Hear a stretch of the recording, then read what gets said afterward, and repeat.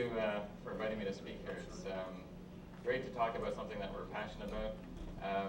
As was mentioned, I'm with Lighting Jackson, and our company plans and designs livable communities.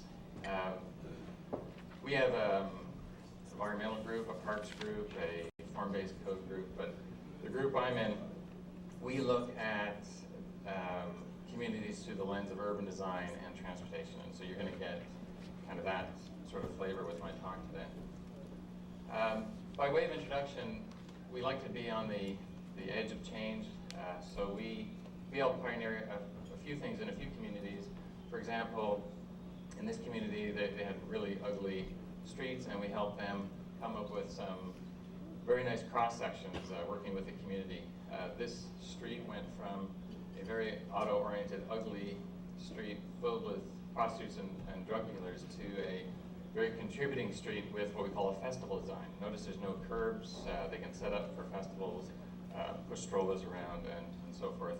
And since then, plenty of redevelopment has come back into this community, and a lot of the crime issues have gone away. We're heavily involved with transit-oriented design. We're doing the station area planning in Charlotte around there, some 60 transit stations, same in Edmonton, Canada. And this is just one of the stations.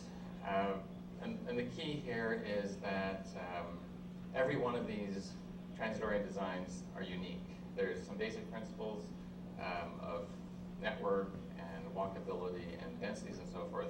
But this one, for example, is a bit of a bow tie shape. Some of them are circular, some of them are oval.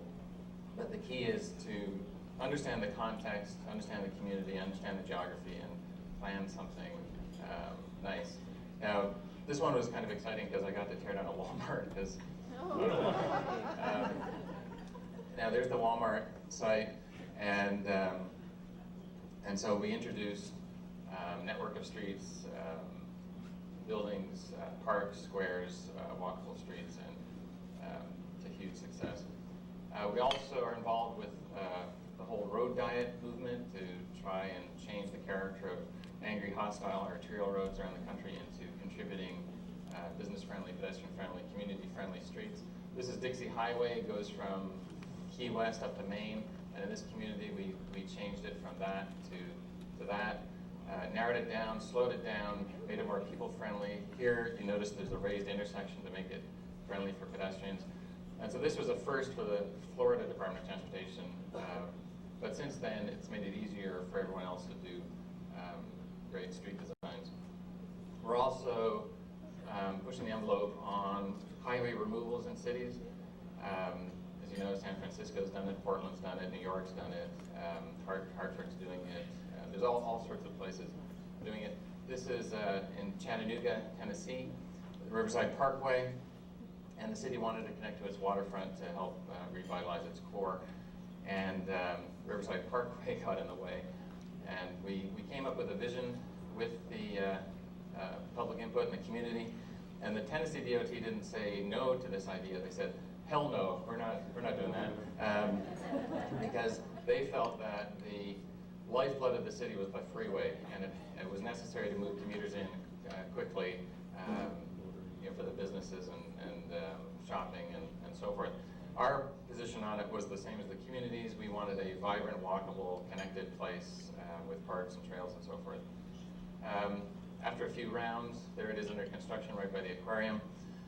There's opening day, and today there's festivals down there. It's brought tons of people into the community, and it's completely helped change the downtown. Now, who was right? There you go. So it's pretty obvious who was right. The other thing we're interested in is changing legislation. We helped define complete streets in Washington a few years ago, and since then that idea has been spreading. A lot of people do complete streets for a long time, but putting the language out there so legislation can follow it is really important. And then we're also helping a lot of departments of transportation reform from their sort of conventional automobile-oriented ways to more community-friendly ways. And this book, you can get it off the internet at smarttransportation.com for free. It's got all sorts of really great ideas about how to build safe and engaging communities and work with your DOT. Pennsylvania DOT and New Jersey DOT use this book. This is now being adopted by Pennsylvania DOT as their guidelines, which is pretty exciting. I want to start my presentation with an idea about pattern recognition, and this is a set of photographs which have nothing to do with the subject today, but they're all interesting photographs, and so I thought I'd share them with you. There's a nice flower, right? You can tell just by looking at it, it's a nice flower. There's a nice shell up there. There's a little square down at the bottom that you might want to spend some time sitting in. And that dancer, I don't know how many of you are ballet dancers, but probably not very many. But you can look at her and through your life experience, see that she's got a beautiful line just through your pattern recognition skills. Now, I've set up a little exercise for you this morning on pattern recognition.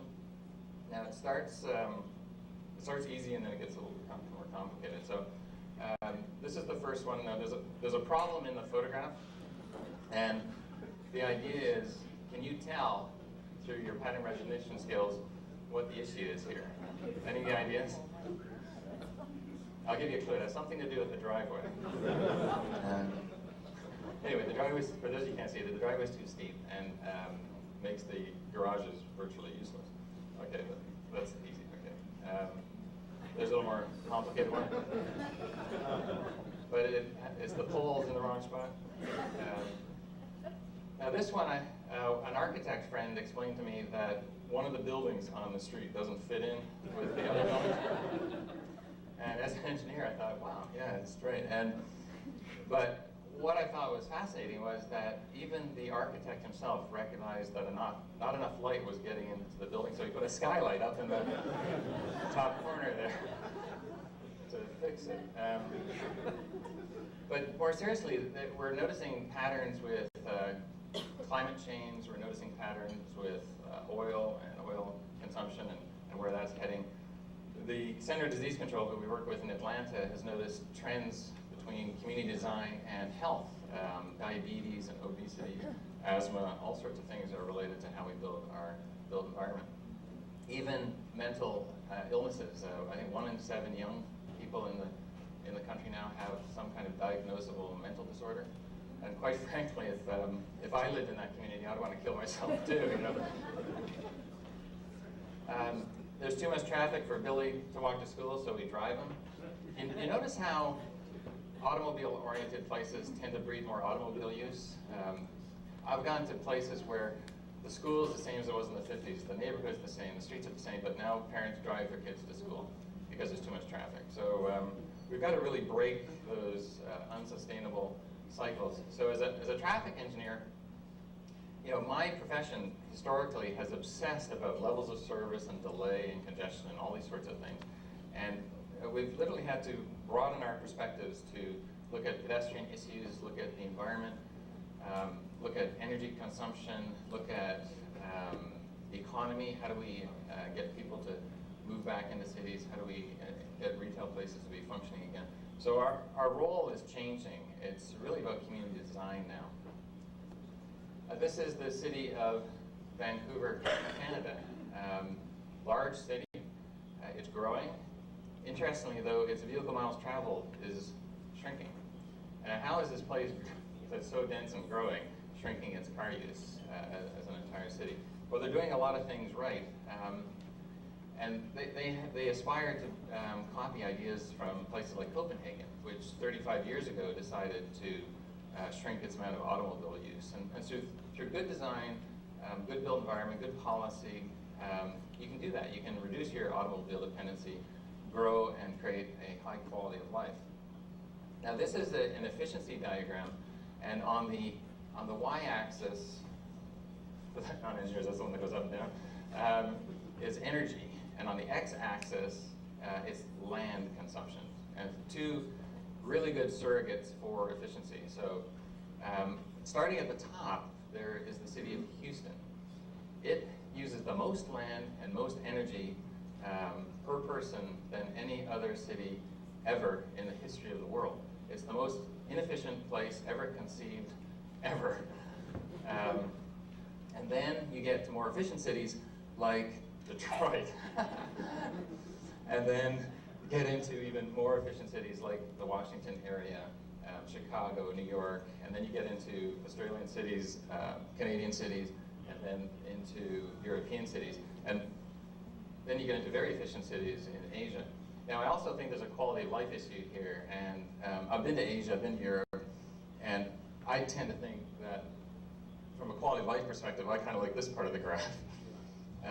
But here, you see the point where the Washington area is. I think there's a lot of room for improvement in terms of both quality of life and efficiency in terms of land consumption and energy consumption. And I think the Arlington story is incredibly encouraging. And we need to do more of that sort of thing. So are these places changing? Yes, they're all changing. They're all growing. So change isn't an issue, it's an opportunity. Where are people increasing their densities? Is it the places that are sprawling and are their densities going up or down? They have a strategy of low density spreading over the hinterland. That's what makes them inefficient. The places that are densifying are becoming less car dependent and more efficient. Which of these places is mixing its land uses? Clearly the ones that are far more efficient and less car dependent. Where is this happening? It was in the Arlington presentation, you notice it was happening along the corridors and these transit nodes.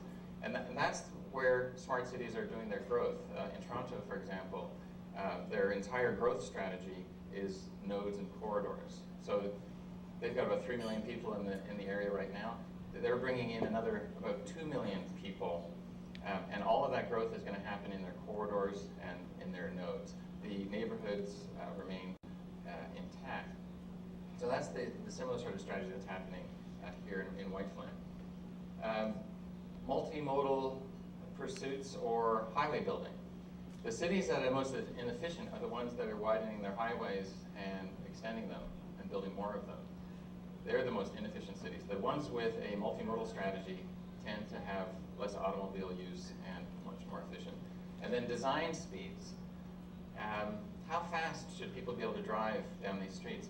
The cities that get it and are becoming better cities to live in are slowing down their streets through design so that they're multimodal, so that they're walkable, so that retail can come up to them and so forth. And parking. Parking is a sister issue to all of these things, and parking needs to go behind or under buildings and at higher costs so people pay the true price of their parking. And then key modes. Which is the key mode in these places? Is it transit? Is it bike? Is it what is it? And the cities that are really on the forefront of this, the key mode is pedestrian. Things revolve around the pedestrian. Now, some of the principles, some of these ubiquitous principles that are used in all these places that are reducing their car dependency are the bones of the place. Here's a slide of some bones. Anybody recognize what this is? A horse. Horse, good. Okay. How about that? Anybody recognize what that is? That's a manatee. Now, they're both mammals. They both have hearts. They both breathe air. They both eat grass. But the skeleton gives them a completely different shape, even though they have so many similarities. And here are two cities, and there are their different bones. Now, one set of bones creates a highly walkable, vibrant, connected place which attracts tourists and investment. That's Savannah, Georgia. And on the other hand, we've got Irvine, California, which is completely car dependent. There's no such thing as an unplanned exchange. If there's a collision at that main intersection, the whole thing shuts down. There's no resilience whatsoever. So the bones are absolutely crucial to the ability to do what we're talking about. So that's the starting point of this sort of planning.